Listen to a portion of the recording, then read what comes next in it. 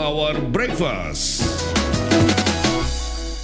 Halo, selamat pagi pendengar dan juga netizen. Seperti biasa kita hadir lagi dalam program Power Breakfast di pagi hari ini. Setiap hari Senin pagi, jam 7 waktu Indonesia Barat. Anda bisa mendengarkan siaran Radio Sinta juga di aplikasi Ngetem maupun di YouTube ya, karena kami hadir juga live streaming pagi ini di sana. Nah, narasumber kami pagi ini kami pilihkan secara langsung. Beliau adalah sosok yang menjadi pengurus di pengurus pusat Muhammadiyah.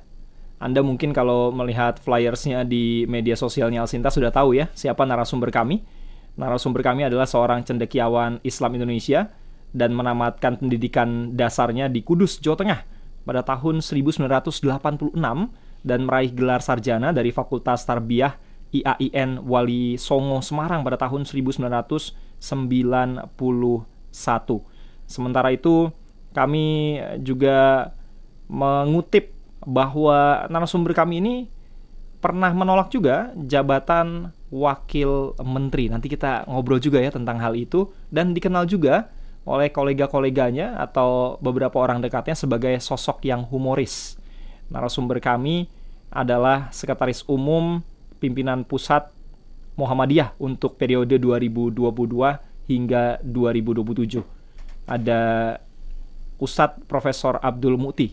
Selamat pagi, Pak Abdul Muti, apa kabar? Alhamdulillah, kabar baik, Mas Beri. Alhamdulillah. Wah, saya deg-degan nih ngobrol langsung dengan Prof. Abdul Muti. Biasa aja. Prof. Saya yang grogi ini jadi narasumber utama di El Sinta ini.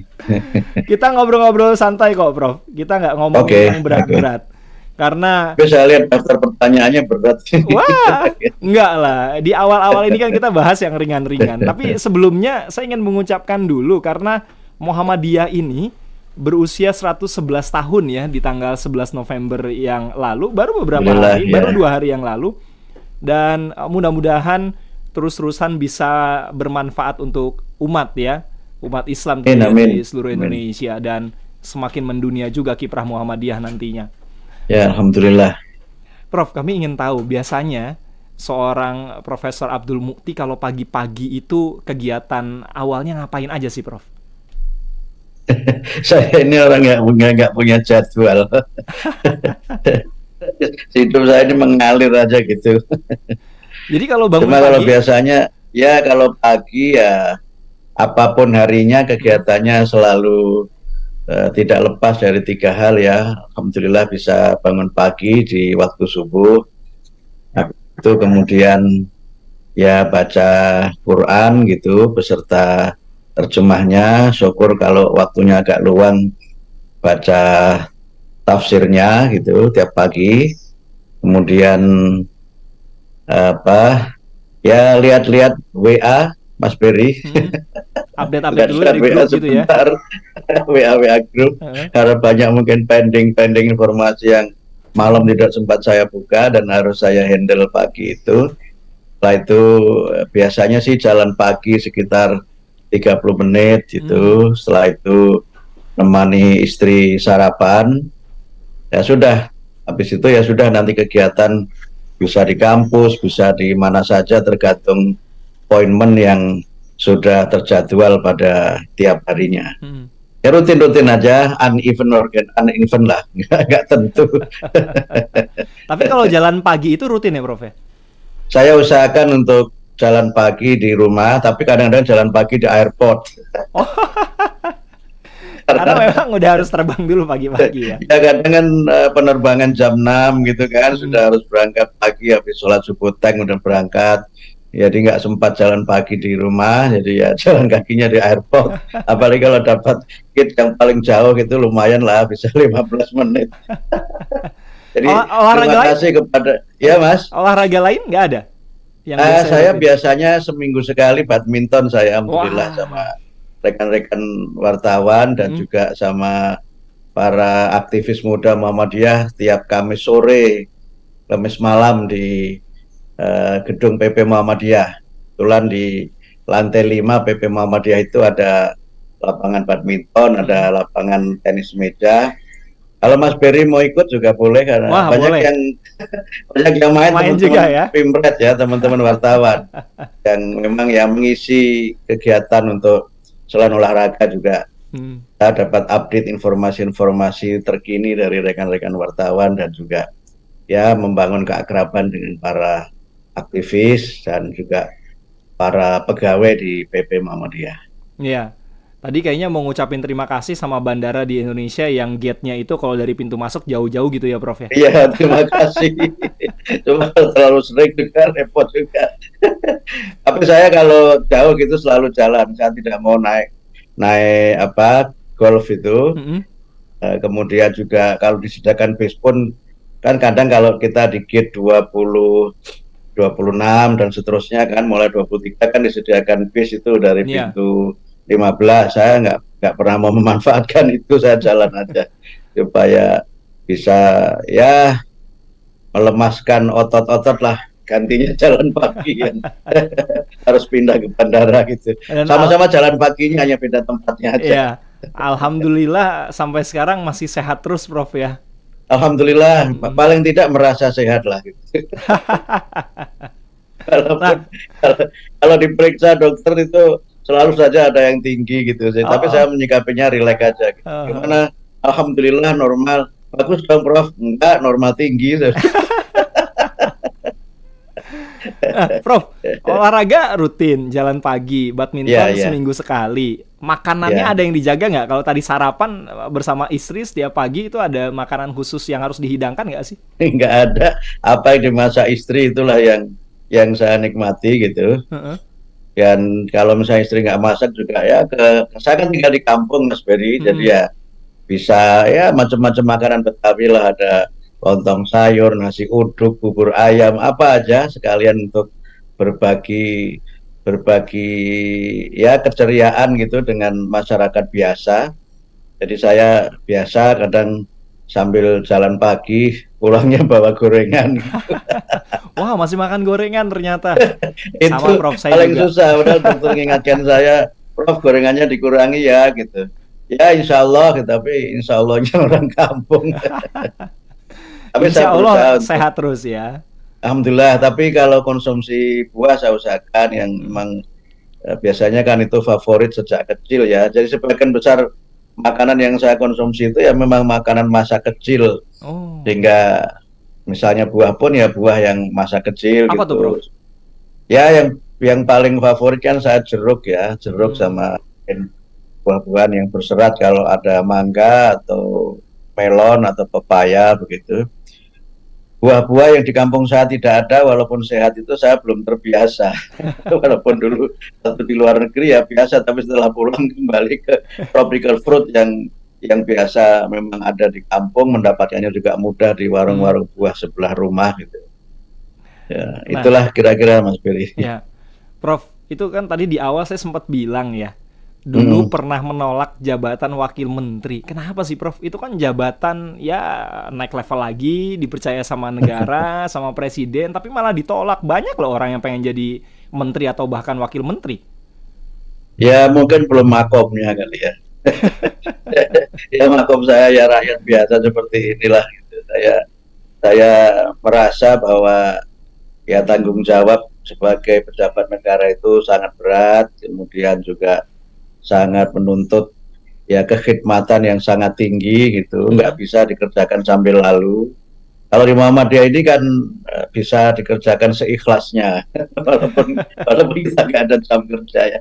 Muhammadiyah ini kan nggak ada jam kerja, ada 24 jam 7 hari dan nggak punya nyaris nggak punya apa akhir pekan bersama keluarga gitu karena justru akhir pekan itu kita kegiatan di daerah-daerah, tapi ya kita enjoy karena mungkin level of pressure-nya tidak setinggi kalau menjadi pejabat negara. Hmm. Jadi ya saya memilih untuk ya menjadi rakyat biasa seperti sekarang, jadi dosen, ketemu mahasiswa, kemudian bertemu masyarakat di berbagai kalangan, baik di Muhammadiyah maupun masyarakat secara luas. Dan bagi saya itu juga satu bentuk pengabdian dan perkhidmatan yang mudah-mudahan juga punya nilai dalam kaitannya dengan pengabdian pada bangsa dan bangsa. Hmm. Waktu itu yang hubungin siapa, Prof? Saya sempat dikontak Mas Nadiem secara langsung. Kemudian setelah itu juga dikontak Mas Mensesnek, dan ya sempat saya bicara dengan keluarga gitu. Tapi ada satu hal yang kemudian sore hari ya menjelang besoknya pelantikan itu saya tiba-tiba berubah pikiran gitu. Waduh. Dan saya sampaikan kepada Pak Ketua Umum Profesor Haidar Nasir untuk saya berkhidmat di Muhammadiyah saja begitu. Kalau diizinkan saya berkhidmat di Muhammadiyah saja. Jadi waktu itu sudah hampir dilantik berarti ya? Sepertinya begitu, karena sore saya sampaikan saya menyatakan tidak bersedia itu masih ada protokol yang menghubungi saya. Dan waktu itu saya memang sedang isolasi mandiri di suatu tempat karena saya terkena COVID ya. Dan saya tidak bilang kalau saya mengundurkan diri ke protokol, saya hanya bilang bukannya saya sedang isolasi mandiri nih Pak. Gitu. Nah, kemudian malam sekitar jam 8 masih ditelepon lagi oleh protokol. Itu malam atau pagi?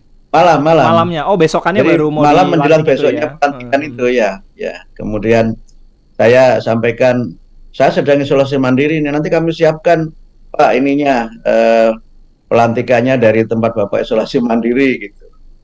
Saya tanda tanya juga loh, saya sudah menyatakan tidak bersedia kok masih dihubungi protokol, berarti nama saya masih di sana gitu. Waktu itu bilang sama siapa nggak bersedia? Ya? Waktu itu bilang sama siapa Prof nggak bersedianya? Ke Pak Haidar, ke Pak Ketua Umum, kemudian Pak Haidar menyampaikan ke Pak Mensesnek.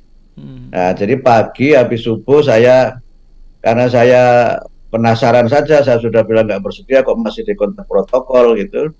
Pagi habis sholat subuh saya kontak Mensesnek, saya WA beliau menanyakan tentang pelantikan itu. Kemudian Mas Mensesnek menyatakan ya, karena biasanya manggil saya kan ya Mas kadang-kadang manggil saya Mas Sekum atau kadang-kadang Mas Prof itu ya. Kebetulan saya dengan beliau kan dulu sempat bareng kuliah di Australia, satu kampus yang sama. Beliau ngambil S3, saya ngambil S2, jadi sudah seperti sahabat sendiri, bahkan sudah seperti keluarga gitu. Kemudian beliau nyampaikan, ya karena Mas Sekum menyatakan tidak bersedia, ya nggak kami proses gitu.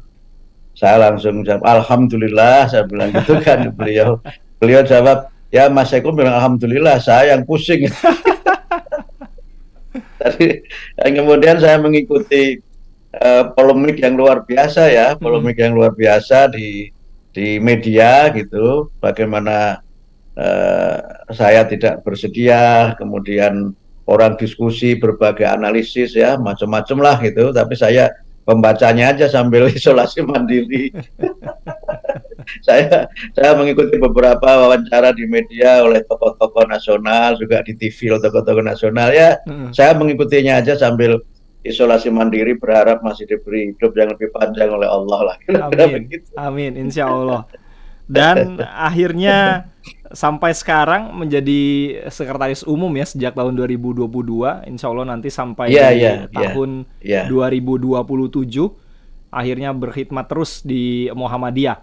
Nah, ngomong-ngomong tentang Muhammadiyah, ini kan tadi di awal kita sudah sempat singgung bahwa Muhammadiyah berusia 111 tahun, ini usia yang bahkan sudah lebih senior dibandingkan dengan Indonesia ya, dengan negeri ini. Iya, betul.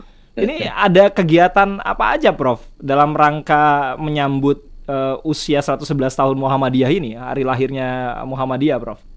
Ya, baik. Untuk tahun ini kita ada 3 acara yang sudah kita selenggarakan dan alhamdulillah semua berlangsung dengan sukses dan lancar. Yang pertama kita menyelenggarakan konsolidasi nasional pimpinan wilayah Muhammadiyah dan Aisyah seluruh Indonesia yang kami selenggarakan di Yogyakarta tanggal 16 November yang lalu. Kemudian kita menyelenggarakan Global Forum for Climate Movement, itu sebuah forum internasional yang membahas tentang bagaimana Muhammadiyah berkomitmen untuk mengatasi persoalan perubahan iklim dengan pendekatan yang lebih berorientasi pada gerakan, bukan pada pemikiran, dengan narasumber dari para praktisi dan juga dari lembaga-lembaga yang memang selama ini memiliki kepedulian yang tinggi dalam persoalan perubahan iklim. Pesertanya lebih dari sekitar 269 peserta, dan dari 13 negara, juga hadir banyak perwakilan dari duta besar negara-negara sahabat, juga dari lembaga-lembaga NGO nasional dan juga NGO internasional, kemudian juga para pemimpin lintas agama di Indonesia, dan tentu juga dari internal Muhammadiyah. Kami mencoba untuk lebih berkomitmen lagi dalam persoalan penanganan perubahan iklim ini, karena memang kami sudah menegaskan dalam Muktamar Muhammadiyah ke-47 di Makassar, isu perubahan iklim ini merupakan isu kemanusiaan universal yang bagi Muhammadiyah memang harus disikapi dengan sungguh-sungguh, karena dampak yang ditimbulkannya akan sangat luar biasa. Tidak hanya mengancam kelestarian alam semesta, kemudian juga menimbulkan berbagai dampak, misalnya selain kerusakan lingkungan juga ancaman kekurangan pangan, dan juga ada dampak politik kaitannya dengan relasi antar negara. Bahkan kemudian kalau ini dibiarkan, jangan-jangan kiamat bisa berlangsung lebih cepat. Karena itu Muhammadiyah berusaha untuk move on gitu, untuk bergerak lebih serius lagi, mengajak berbagai kalangan. Selama ini sudah banyak inisiatif di lapis komunitas Muhammadiyah, di tingkat cabang, di tingkat ranting, yang peduli terhadap persoalan ini melalui berbagai gerakan konservasi lingkungan, misalnya dengan sedekah sampah, kemudian lumbung pangan, dan juga berbagai kegiatan lintas iman, misalnya kegiatan Iko Bineka yang merupakan kegiatan lintas iman untuk pelestarian lingkungan. Kami coba melakukannya di 4 kota, di 4 provinsi. Kemudian juga kita kerjasama dengan misalnya dengan INEP, ya, International Network of Engaged Buddhism, untuk juga berbagai program konservasi. Dan juga kami sudah memulai gerakan untuk ramah lingkungan dengan mengembangkan green office dan green building. Jadi kami mulai dari kantor PP Muhammadiyah Jakarta dan masjid PP Muhammadiyah Jakarta yang listriknya menggunakan tenaga surya. Kemudian juga kami berusaha untuk nanti setelah milad ini, kami akan mencoba untuk bekerjasama dengan berbagai pihak, menyelenggarakan atau melakukan gerakan lebih tepatnya untuk pertama kita lakukan dengan Green Hospital. Kita alhamdulillah sekarang memiliki 125 rumah sakit di berbagai daerah di Indonesia, dan insya Allah juga nanti akan ada rumah sakit baru yang pada hari Jumat 24 November nanti akan kita bangun pertama kali di Sorong. Mudah-mudahan itu menjadi rumah sakit kita yang ke-126, dan kita sudah komunikasi dengan beberapa pihak untuk nanti Green Hospital ini kita jadikan sebagai salah satu gerakan berbasis komunitas yang mudah-mudahan berkontribusi terhadap pengurangan dampak dari pemanasan global dan perubahan iklim. Dan juga beberapa kami memulai di sekolah-sekolah Muhammadiyah juga sudah memulai, mereka menggunakan solar cell untuk electricity mereka, dan mungkin nanti juga beberapa kampus dan juga beberapa tempat ibadah. Jadi sesuai dengan tema Global Forum itu kita mencoba membangun green culture, ya, budaya yang ramah lingkungan, budaya yang mudah-mudahan bisa menjadi salah satu kontribusi kita untuk melestarikan alam semesta ini dengan membangun budaya, karena saya kira banyak aspek yang berkait dengan kerusakan lingkungan itu muaranya atau dari persoalan perilaku manusia, persoalan gaya hidup, persoalan budaya, mengkonsumsi dan menggunakan energi. Kemudian yang ketiga, kami menyelenggarakan resepsi milad yang Untuk tahun ini agak berbeda, Mas Ferry, karena tahun ini di saat Milad itu kita melonsing dua gerakan ya, atau dua program besar. Yang pertama kita melonsing Muhammadiyah Climate Center. Muhammadiyah Climate Center ini adalah bagian dari usaha Muhammadiyah untuk bagaimana persoalan lingkungan ini kita selesaikan dengan lebih komprehensif dari berbagai aspek, baik aspek teologis, ekologis maupun budaya. Kemudian gerakan yang kedua itu gerakan kami menyebutnya dengan dana infak pendidikan 111. Dan pendidikan 111 karena ini milad yang ke-111 yang itu merupakan ikhtiar Muhammadiyah untuk menghimpun dana dari warga persyarikatan Muhammadiyah dan masyarakat dalam rangka Muhammadiyah ini memiliki dana abadi pendidikan. Dana abadi pendidikan ini nanti akan kami gunakan untuk pertama meningkatkan kualitas sarana dan prasarana pendidikan di Muhammadiyah. Kemudian yang kedua adalah meningkatkan kesejahteraan pendidik dan tenaga pendidikan di Muhammadiyah.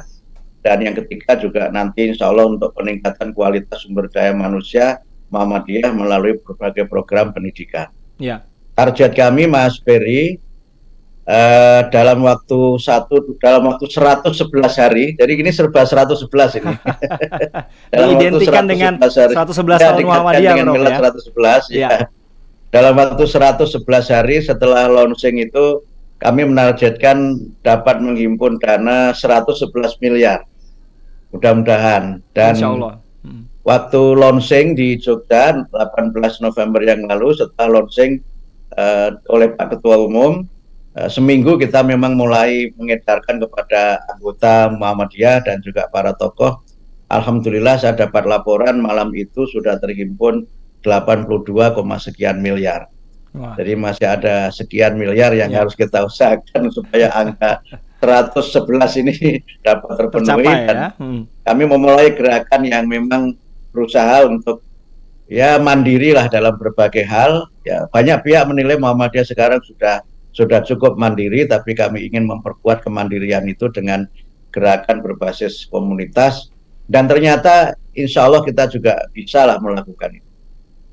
Ya, Prof, nanti kita lanjutkan karena saya ingin tahu juga karena ada rencana uji publik 3 capres-cawapres yang katanya mau digelar sama Muhammadiyah juga. Apakah ini bagian dari Milad ke-111 Muhammadiyah tadi ya? Nanti dijawab, Prof. Nah, kalau ada pendengar atau netizen yang mau bertanya silakan juga ya. Saya buka telepon juga di 0215869.000, SMS WA 0811806543. Saya bersama dengan Profesor Abdul Mukti.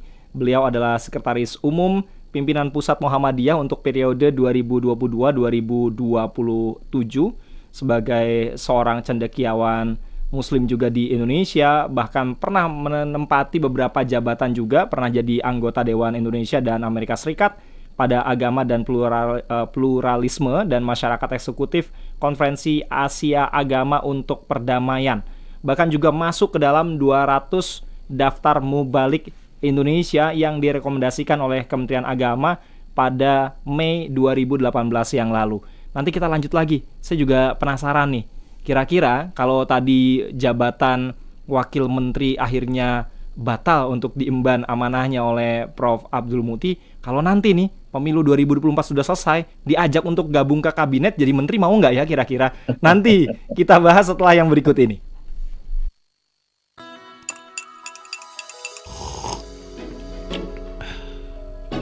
Power Breakfast.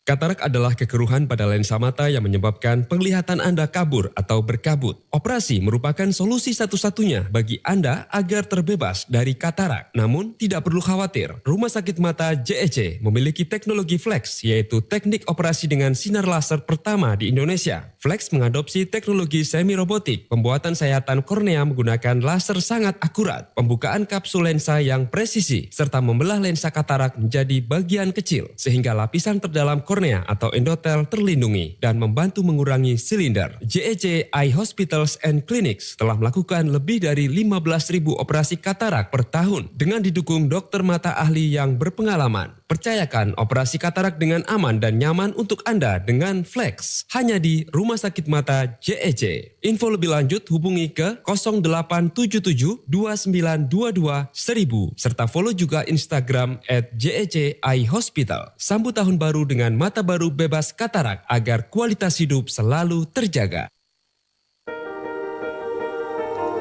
Ayo dukung suksesnya pemilu 2024 dengan menyimak sosialisasi dan publikasi dari Komisi Pemilihan Umum di jaringan dan media sosial Elsinta. Saya, Betty Epsilon Idros, Komisioner KPU Republik Indonesia. Di tengah kondisi kualitas udara yang memburuk akhir-akhir ini, infeksi saluran pernapasan akut atau ISPA emang jadi salah satu gangguan pernapasan yang lagi sering dialami orang-orang. Selain mengganggu pernapasan, biasanya efeknya suka bikin badan jadi lemes dan kurang nafsu makan. Udah gitu, penyakit ini menyerang semua umur loh, dari yang muda sampai yang tua. Makanya, penting buat kita untuk lindungi tubuh dari penyakit-penyakit seperti ISPA ini. Pastikan kamu minum 1 kaleng kemurnian Bear Brand setiap hari. Bear Brand, rasakan kemurniannya.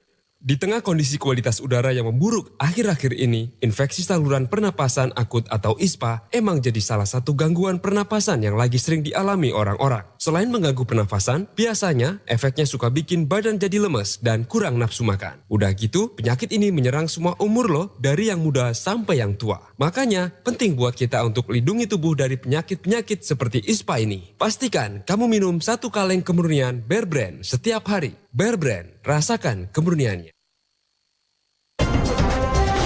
Elshinta News and Talk.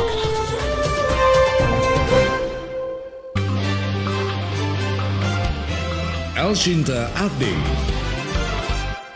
Kementerian Agama Republik Indonesia mengusulkan kenaikan biaya penyelenggaraan ibadah haji atau BPIH menjadi Rp105 juta per jamaah. Atas rencana ini, Komisi 8 DPR RI akan melakukan pembahasan di tingkat panitia kerja dengan harapan BPIH tidak mencapai lebih dari Rp100 juta agar tidak menjadi beban bagi jamaah haji. Kenaikan BPIH diduga disebabkan oleh unsur biaya transportasi udara yang tinggi. Anggota Komisi 8 DPR RI Wisnu Wijaya Adiputra mengatakan bahwa angka yang diusulkan oleh pemerintah tidak rasional. Komisi 8 juga sudah menyiapkan solusi untuk menindaklanjuti usulan tersebut. Usulan tersebut juga dinilai tidak rasional karena melihat kondisi perekonomian saat ini yang masih belum stabil.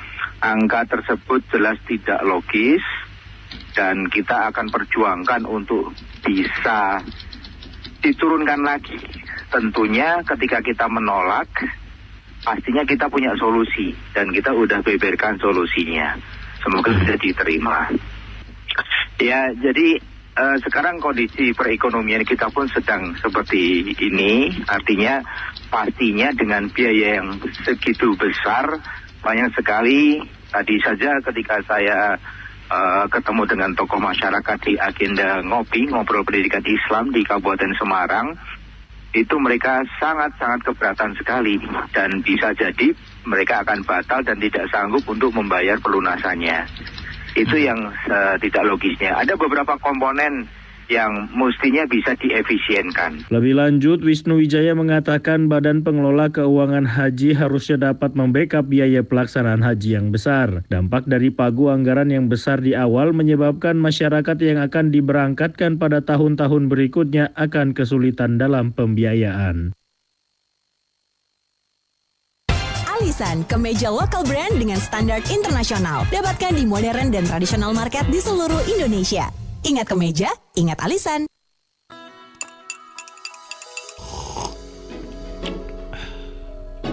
Power Breakfast. Pendengar dan netizen, kita kembali lagi dalam Power Breakfast. Pagi ini saya masih bersama dengan Sekretaris Umum Pengurus Pusat Muhammadiyah, Profesor Abdul Mukti. Dan ada 2 penelpon ini, Prof, yang sudah bergabung ya. Ada Pak Agus Riono di Bekasi dan Pak Andi di Tebet. Ada WA juga yang disampaikan Pak Oscar. Dan dari YouTube ada yang komentar juga. Ada Mas atau Pak Budi Sarjono. Salut sama Prof Abdul Mukti menolak menjadi pejabat nggak banyak orang yang begini. Salut untuk Pak Prof katanya. Nanti ditanggapi Prof. Saya mau menyapa dulu, ada Pak Agus Riono di Bekasi. Halo Pak Agus.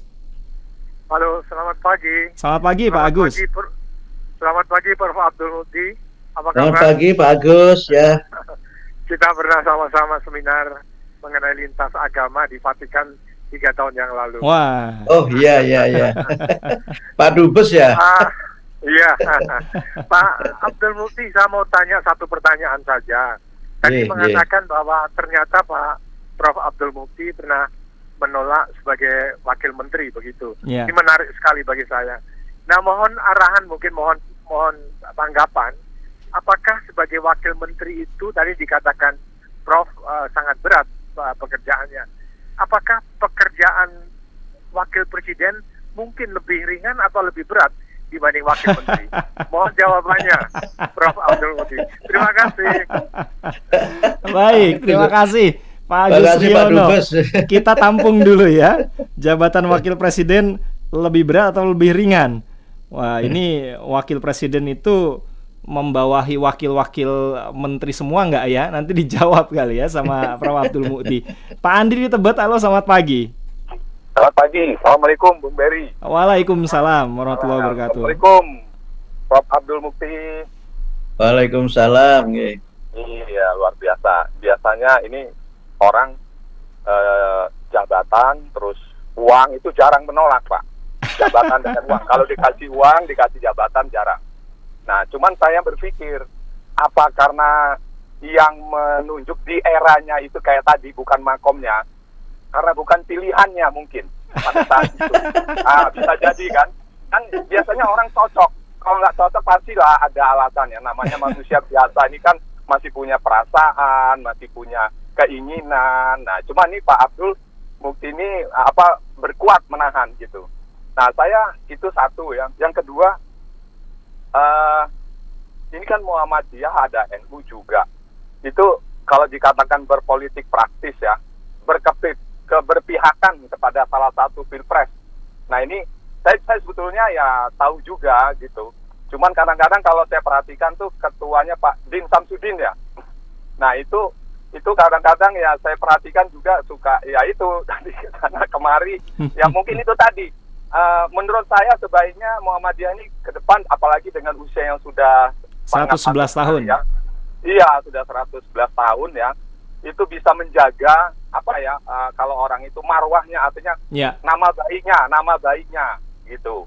Nah, dan yang berikutnya lagi itu kalau saya perhatikan orang itu mestinya semakin usia itu sudah tidak perlu lagi lah ikut-ikut ibarat orang itu udah tinggal cucu, keluarga, pikirannya ke akhirat gitu loh. Ke akhirat aja udah, dengan sisa umur ini dimanfaatkan. Memang kalau kata orang banyak cara untuk mengabdi, untuk artinya harus melalui ini ya. Kalau bisa melalui jalan yang benar lah mengabdinya gitu.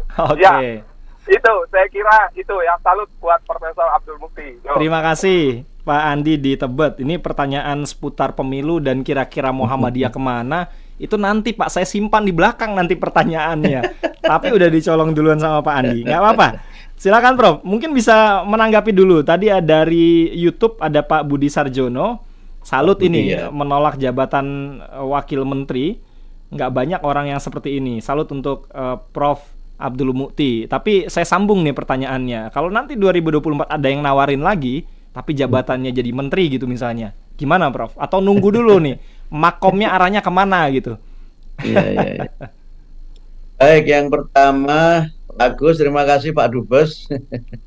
Saya sempat beberapa kali sama beliau di forum antar iman. Ya, karena saya sama-sama belum pernah merasakan, jadi tidak bisa menanggapi Pak Agus. Belum pernah jadi wakil menteri, belum pernah jadi wakil presiden. Tapi ya saya kira begini, yang penting bagi kita kan dimanapun kita ini harus bisa melaksanakan amanah dengan sebaik-baiknya.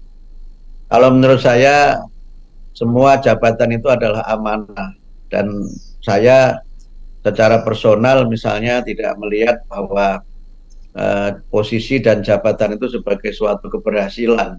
Maaf ini secara personal saya menyebut itu, tapi itu suatu ujian yang justru kita ini bisa menjadi jatuh atau menjadi punya manfaat itu ketika kita lulus ujian itu. Dan mohon maaf banyak orang yang diberikan amanat yang akan sangat ingin untuk bisa mendapatkan amanah itu, tapi karena gagal melaksanakan akhirnya kan ya seperti kita saksikan bersama-sama banyak contoh ya yang justru mereka berusaha meraih dari bawah sampai puncak, giliran di puncak jatuh. Kalau jatuh dari tempat yang tinggi itu sakitnya lebih berat daripada jatuh dari tempat yang rendah, Mas Ferry dan Pak Agus. Jadi ya. Kecuali jatuhnya ada matrasnya gitu, Prof ya, masih empuk gitu. Itu pun kalau posisi jatuhnya salah bisa keselewet juga, bisa patah tulang juga. Jadi karena itu ya, menurut saya dimanapun kita ini diberikan amanah ya, mari kita tunaikan dengan sebaik-baiknya. Dan prinsip saya pribadi, saya tidak pernah merasa walaupun sekitar semua PP Muhammadiyah misalnya.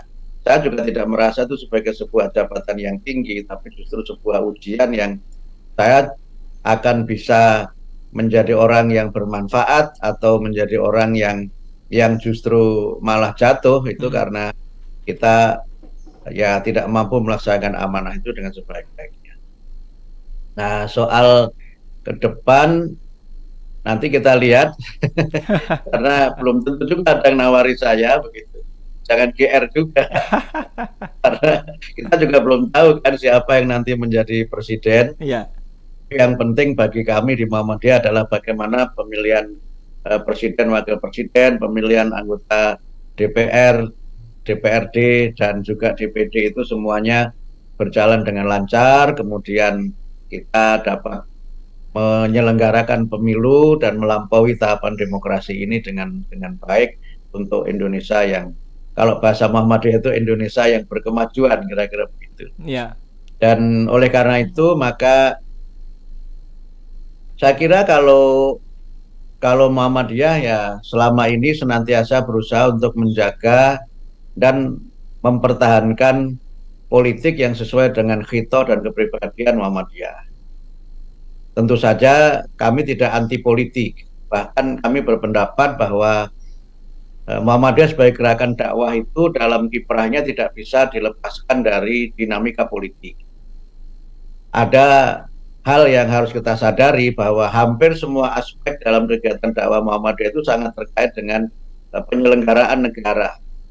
Apalagi kalau kita kaitkan dengan bagaimana Muhammadiyah mengelola amal usaha dalam berbagai bidang, itu semuanya kan tidak lepas dari regulasi dan berbagai aturan yang memang Muhammadiyah harus mengikuti dan harus mematuhinya. Sehingga karena itu Muhammadiyah tentu merasa berkepentingan untuk melakukan komunikasi politik, tidak hanya dalam konteks bagaimana Muhammadiyah dapat berkhidmat bagi bangsa dan negara, tapi juga bagaimana agar negara ini tidak menyimpang dari konstitusi, agar arah perjalanan bangsa ini semakin jelas ke arah tujuan yang dicita-citakan para pendiri bangsa. Karena itu kalau misalnya kita lihat dalam konteks politik, tidak ada demokrasi tanpa partai politik. Karena partai politik adalah salah satu pilar utama demokrasi. Selain media massa tentu saja seperti Radio El Sinta ini juga salah satu pilar demokrasi di tanah air kita ini. Karena itu kami berusaha untuk bagaimana membangun komunikasi dengan semua partai politik. Sehingga kami tidak ingin untuk melampaui apa yang tidak menjadi kewenangan Muhammadiyah sebagai partai politik. Sehingga karena itu maka Muhammadiyah tentu saja senantiasa berusaha untuk berkhidmat dalam politik kebangsaan, bukan politik praktis yang berorientasi kekuasaan. Bagi Muhammadiyah, siapapun yang menjadi presiden itu adalah pilihan rakyat, dan begitu rakyat sudah menentukan pilihan seseorang ditakdirkan untuk menjadi presiden, ya Muhammadiyah akan mendukung siapapun yang nanti menjadi presiden. Dan sikap Muhammadiyah siapapun presidennya akan selalu sama, yaitu loyal kritis. Kami loyal mendukung siapapun pemimpin yang terpilih di negeri ini, tapi kami akan bersikap kritis sebagai kekuatan masyarakat madani. Karena salah satu pilar demokrasi juga adalah masyarakat sipil atau masyarakat madani. Tapi tentu kritik-kritik Muhammadiyah itu bukan dimaksudkan sebagai sikap oposisi kepada siapa yang sedang menduduki jabatan di pemerintahan, tapi sebagai tanggung jawab kebangsaan Muhammadiyah yang berusaha agar para pemimpin negeri ini senantiasa konsisten menjalankan Undang-Undang Dasar, Undang-Undang, dan memimpin dengan marwah serta dengan keteladanan. Nah, karena itu maka terkait dengan apakah tadi tidak bersedia karena presidennya bukan pilihannya, saya kira bukan karena itu. Dan kami ini kan, saya pribadi adalah seorang yang aktif di berbagai forum yang mungkin secara tadi disebutkan oleh Mas Berry ya kan, saya juga sampai sekarang kan masih aktif di berbagai dialog antar agama. Itu artinya kami kan biasa bekerja sama dengan mereka yang berbeda. Jangankan beda haluan politik, beda agama saja kita bisa bekerja sama. Inilah yang menurut saya penting, sehingga karena itu mungkin bisa kita jadikan sebagai satu prinsip bahwa Indonesia ini bisa lebih baik lagi, bisa lebih maju lagi kalau kita bisa bekerja sama dengan siapapun juga untuk hal-hal yang bermanfaat bagi seluruh masyarakat. Kira-kira begitu jawaban saya. Berarti begini ya, bisa disimpulkan kalau kaitannya dengan pemilu, Muhammadiyah ini tidak mengarahkan para kader atau simpatisannya untuk memilih pasangan calon tertentu begitu ya. Karena itu juga rencana uji publik ini menghadirkan 3 capres-cawapres. Rencananya bagaimana itu, Prof? Ya, baik, terima kasih. Jadi uji publik ini adalah keputusan rapat pleno PP Muhammadiyah. Jadi bukan gagasan Abdul Mukti. Jadi ini resmi keputusan pleno PP Muhammadiyah yang kita ambil secara kolektif kolegial sebagaimana prinsip kepemimpinan di Muhammadiyah. Nah, sebenarnya alasannya ada 3 yang bisa saya kemukakan pada kesempatan ini. Yang pertama, kami kan menerima beberapa permintaan untuk para capres-cawapres ini bersilaturahim ke PP Muhammadiyah. Ya. Tapi waktu itu masih kami pending karena masih menunggu berbagai perkembangan. Dan kami sampaikan kalau misalnya kami menerima di kantor PP Muhammadiyah, apakah di Jakarta atau di Jogja itu secara waktu tidak cukup efektif. Karena biasanya ya paling pertemuan singkat yang tidak membahas hal-hal yang mendasar. Ya kira-kira ya seperti kunjungan silaturahim biasalah. Kemudian yang kedua, kami ingin agar Muhammadiyah ini bisa berdialog secara lebih mendalam dengan para capres dan cawapres dengan mencermati program yang sudah mereka sampaikan ke publik. Kita tahu bahwa masing-masing capres-cawapres sudah punya visi, misi, dan program yang bisa diketahui masyarakat secara luas. Sehingga karena itu Muhammadiyah juga ingin untuk selain mengkritisi atau mencermati program yang sudah mereka tawarkan, Muhammadiyah juga ingin memberikan masukan-masukan kepada ketiga pasangan calon presiden dan wakil presiden secara konstruktif, bukan secara korektif. Sehingga karena itu kami ingin juga untuk bagaimana agar para capres-cawapres ini tidak kita berikan cek kosong. Mereka bisa merencanakan negara ini sedemikian rupa sesuai apa yang menjadi kehendak mereka. Harus ada partisipasi publik. Ya. Sehingga karena itu Muhammadiyah kemudian menyelenggarakan dialog publik yang memang di dalamnya sebagiannya adalah mencermati dan mengkritisi program-program sudah mereka tawarkan. Tapi bukan untuk bersifat korektif ya, tapi sifatnya adalah konstruktif. Dan kami memang memilih untuk melaksanakannya secara terpisah, Mas Berry. Karena kalau dilaksanakan bersama-sama, mungkin selain secara teknis juga agak susah, kemungkinan juga tidak bisa maksimal juga dan kesannya seperti debat. Iya. Tanya kan seperti debat capres-cawapres kan, padahal itu kan bukan otoritasnya Muhammadiyah. Debat itu otoritasnya KPU lah, gitu kan, bukan Muhammadiyah. Nah, karena itu kami memilih untuk menyelenggarakannya dalam bentuk dialog publik yang ketiga capres-cawapres ini akan berdialog dengan warga Muhammadiyah dan masyarakat di 3 tempat yang terpisah. Insya Allah sesuai dengan komunikasi kami yang terakhir dengan ketika pasangan Capres-Cawapres nanti tanggal 22 November itu di Universitas Muhammadiyah Surakarta jam 9 untuk pasangan Pak Anies Baswedan dan Pak Muhaimin Iskandar. Kemudian nanti tanggal 23 November itu di Universitas Muhammadiyah Jakarta hari Kamis ya, hari Kamis jam 13 sampai jam 15. Insya Allah nanti akan hadir Pak Ganjar dan Pak Mahfud. Kemudian tanggal 24 November ini sesuai kesepakatan kami dengan tim Pak Prabowo. Awalnya Pak Prabowo kami jadwalkan tanggal 21 November. Tapi karena beliau, saya dapat informasi ada agenda pertemuan dengan kalau tidak salah dengan Presiden Singapura, menurut informasi yang saya terima, maka kami bersepakat untuk nanti Pak Prabowo akan mengadakan dialog dengan warga Muhammadiyah 24 November jam 9 sampai jam 11 di Universitas Muhammadiyah Surabaya. Mudah-mudahan tidak ada perubahan dan kami sudah membentuk panitia nasional, kemudian juga panitia penerima di tingkat kampus yang bersangkutan. Kemudian juga sudah ada panelis, jadi nanti masing-masing itu akan ada 5 panelis. Di Jakarta 5 panelis, di Solo 5 panelis, dan juga di Surabaya juga 5 panelis, dan juga acara ini nanti terbuka untuk publik. Jadi kalau misalnya El Sinta mau live juga boleh gitu. Tapi kami tidak menyediakan biaya untuk live itu.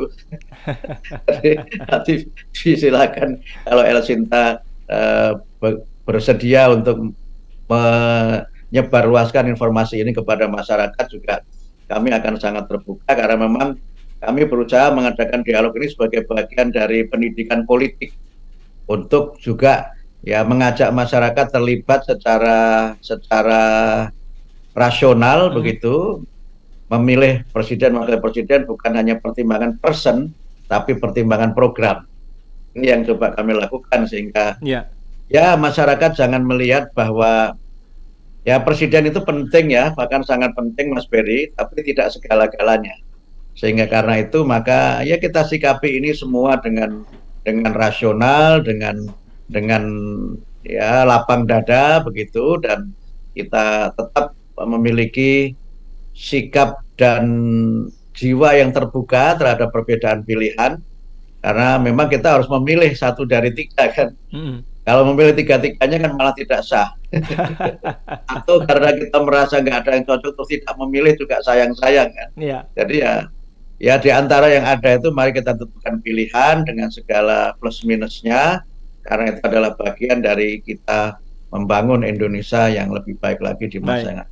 Nah Prof, ini kan kalau di urut jadwalnya ini tidak sesuai dengan nomor urut. Mungkin nanti akan ada pertanyaan itu. Tidak. Ini semua berkaitan dengan jadwal masing-masing ya. Jadi ngepasin jadwalnya aja ya. Ya, waktu kami menyusun jadwal di Pleno PP Muhammadiyah itu nomor urut belum keluar ya. Jadi kami sudah memutuskan ini lebih dari 2 minggu di Pleno PP Muhammadiyah. Sehingga waktu itu kan juga saya mengantar langsung undangannya kan, saya antar langsung ke masing-masing gitu. Tapi sudah beserta dengan jadwal yang kami tentukan. Sehingga dengan melihat jadwal itu, tim kampanye masing-masing itu mencoba untuk menyesuaikan dengan jadwal dari masing-masing capres-cawapres, dan kami ketemu dengan jadwal itu, dan mudah-mudahan tidak ada perubahan lagi sehingga kami tetap bisa menyelenggarakan acara dengan sebaik-baiknya. Amin, mudah-mudahan. Satu lagi Mas Berry, kami memang memilih untuk melaksanakannya sebelum masa kampanye. Karena kami sudah menegaskan juga bahwa Muhammadiyah tidak membuka sekolah dan lembaga pendidikan untuk kampanye. Jadi walaupun dibolehkan dalam aturan kampanye di KPU, tapi untuk kepentingan-kepentingan yang bersifat internal dan untuk menjaga agar situasi kampus dan lembaga-lembaga pendidikan tetap bisa fokus untuk kegiatan belajar mengajar dan juga tidak menimbulkan ya berbagai mungkin ketegangan politik internal begitu, sehingga kami memilih untuk menyelenggarakan dialog publik ini sebagai bagian dari Muhammadiyah, walaupun tidak membuka kampus dan lembaga pendidikannya untuk kampanye, tidak berarti kami kemudian tidak ikut berpartisipasi untuk menyukseskan pemilu yang akan. Baik, nah Prof, ini yang sudah sebulan lebih juga menjadi perhatian masyarakat, tidak hanya di Indonesia tapi juga secara global, kekejaman Israel di jalur Gaza di Palestina. Bagaimana sikap dari Muhammadiyah, Prof?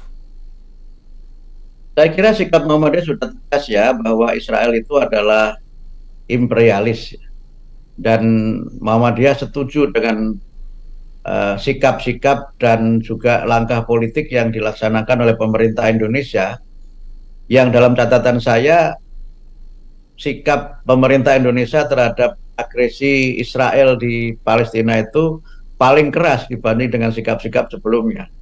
Saya agak tanda tanya juga, sampai sekeras itu sikap Indonesia gitu. Bahkan saya mengikuti informasi dari media ketika Presiden Jokowi bertemu dengan Presiden Joe Biden, itu kan juga Amerika menawarkan kerjasama bilateral yang lebih luas dengan Indonesia gitu. Tapi Presiden juga dengan tegas mengatakan kami akan terbuka bekerja sama bilateral dengan Amerika, tapi Anda harus mencabut dukungan terhadap agresi Israel itu. Gitu kan. Ini saya kira itu sikap politik yang sangat keras yang ditunjukkan oleh Presiden Jokowi, dan itu adalah tidak hanya menyampaikan aspirasi hasil pertemuan di OKI, tapi juga itu adalah aspirasi terbesar masyarakat Indonesia.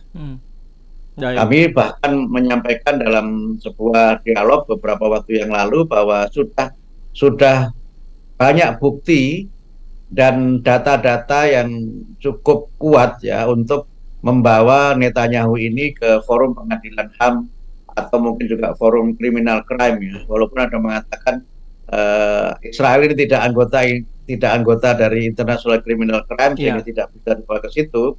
Tapi saya kira tentu ada cara-cara lain untuk menghentikan semua kekejaman Israel itu, dan saya melihat ada juga memang genosida yang sistematis yang dilakukan dengan membunuh perempuan dan anak-anak. Ini saya kira harus dihentikan.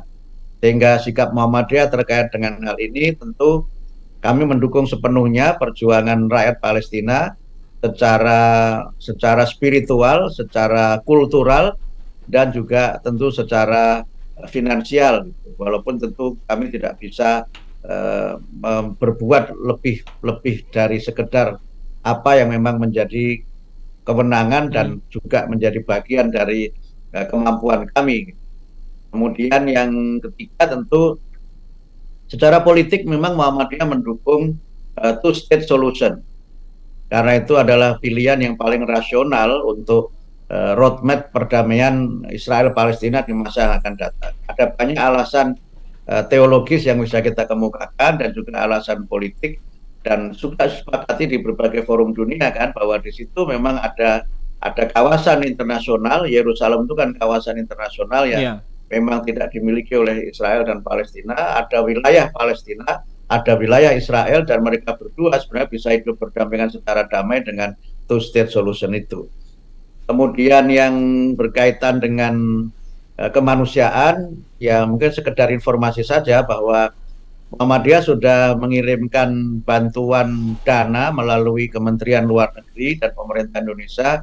Tahap pertama 45 miliar sudah kita kirim, dan juga bantuan untuk makanan. Kita kirim rendangmu, Mas Ferry. Wah. Rendangmu itu rendang yang dibuat oleh Muhammadiyah, namanya rendangmu. Dan juga beberapa makanan lain serta selimut dan perlengkapan di pengungsian. Semuanya kita titipkan lewat pemerintah. Muhammadiyah tidak mengirimkan relawannya secara langsung, walaupun ada banyak relawan Muhammadiyah yang ingin berangkat, tapi kami memilih untuk berkhidmat dengan cara lain, karena itu pun juga tidak kalah pentingnya dengan apa yang sudah dilakukan oleh berbagai organisasi yang lainnya. Dan sekarang pengumpulan dana masih berlangsung. Ya, minggu yang lalu saya di Surabaya, dari Muhammadiyah Jawa Timur juga ada tambahan 10,3 miliar, mungkin masih ada lagi yang lain, tapi kami menyampaikan untuk sementara dalam rangka menyukseskan tadi Mas, infak pendidikan itu, Ya sementara kita cukupkan gitu sampai usaha kami menghimpun 111 miliar itu terpenuhi. Ya, untuk infak pendidikan. Setelah itu mungkin nanti kami buka lagi ya, kira-kira begitu. Jadi kalau istilahnya kalau kita mau wakafkan itu wakafnya bukan wakaf mutlak tapi ya wakaf jaiz lah, kira-kira begitu, bukan wakaf mutlak. Kira-kira itu ilustrasi sederhananya untuk Palestina dan berbagai hal yang bisa kita lakukan. Ya, Prof, terima kasih banyak waktunya. Rasa-rasanya hampir 1 jam ini kurang karena saya sebetulnya pengen ngobrol lagi. Karena Prof Abdul Mukti ini juga orang yang produktif ya, beberapa kali menulis buku dan lain sebagainya, masih berceramah juga, luar biasa. Ada banyak nilai-nilai yang rasa-rasanya tidak hanya dari Muhammadiyah, tapi dari sosok Profesor Abdul Mukti ini juga yang harus kita gali lebih dalam lagi. Tapi nanti mungkin di lain waktu kita punya waktu yang lebih senggang lagi. Sambil main bulu tangkis nanti mungkin Prof ya. Ya, untuk buku saya yang terakhir bestseller itu Mas, judulnya Guyon Maton, lucu bermutu ala Muhammadiyin. Itu sudah cetak ulang 5 kali itu dan kalau yang buku-buku ilmiah ada, tapi kalau seorang profesor nulis buku ilmiah itu kan biasa ya. Tapi kalau profesor nulis buku lucu atau mungkin agak unik juga gitu. Oke Prof, terima kasih sekali lagi waktunya. Sama-sama Ferry, sama-sama terima kasih untuk seluruh pendengar El Sinta. Ya, lain waktu kita bisa ketemu lagi. Mungkin di lapangan badminton nanti ya. Tapi boleh. Jangan seperti raketnya kita sediakan juga sama jangan seperti ketua KPK tapi Prof ya. Terima kasih Prof. Selamat pagi. Assalamualaikum warahmatullahi wabarakatuh. Warahmatullahi wabarakatuh. Demikian obrolan saya dengan Sekretaris Umum Pengurus Pusat Muhammadiyah, Profesor Abdul Mukti, yang memang betul kan tadi sosoknya jenaka dan humoris. Terima kasih juga untuk Anda pendengar dan juga netizen ya yang sudah menyampaikan pertanyaan dan juga tanggapan. Saya Beri Hamzah, kita ketemu lagi nanti dalam Power Breakfast di kesempatan berikutnya. Sampai jumpa.